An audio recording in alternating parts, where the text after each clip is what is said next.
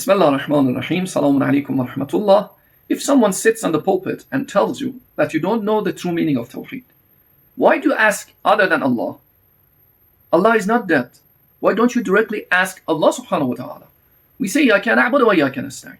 We say, أَلَيْسَ اللَّهُ بِكَافٍ عَبْدَهُ حَسْبُنَا اللَّهُ وَنِعْمَ الْوَكِيلُ.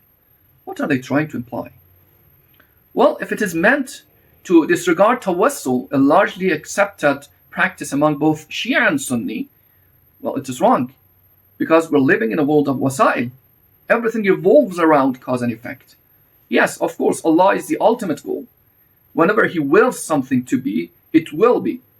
إِذَا أَرَادَ اللَّهُ شَيْئًا أَن يَكُونَ لَهُ كُن فَيَكُونُ. But this is an exception and not how things works. أَبَى اللَّهُ يُجْرِي الْأُمُورِ إِلَّا بِأَسْبَابِهَا. Allah is adamant to set things in motion except through means. لِكُلِّ شَيْءٍ سَبَبٍ. Amir al-Mu'mineen says everything has a sabab, a wasila, a cause. In our worldly affairs, we take advantage of wasail to reach our goal. We use cars to reach our destination. We go to the doctors and take medicine to get better. We use light to see better and many other things. Our spiritual life is no exception. In the story of Prophet Yusuf, we have two of these wasail mentioned. The first one is when they placed Prophet Yusuf's shirt on Prophet Yaqub's face, his eyesight was restored. Yes, of course, Prophet Yaqub could ask Allah subhanahu wa ta'ala directly, but it was meant for us to know that there are some wasail involved. Or in the other situation, when the Yusuf's brothers were caught and admitted for their crime, they went to the father and asked him to seek forgiveness for them from Allah subhanahu wa ta'ala. In this situation, Prophet Yaqub didn't say, no, go and directly ask him. He said, سَوْفَ أَسْتَغْفِرُ لَكُمْ. I will seek forgiveness for you.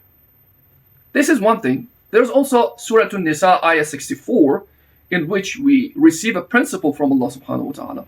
The ayah says, if they committed a sin and they come to you and ask for forgiveness from Allah subhanahu wa ta'ala, and the Prophet also seek forgiveness for them, they will find Allah ever accepting of repentance, all clement, and all forgiving. This is a principle.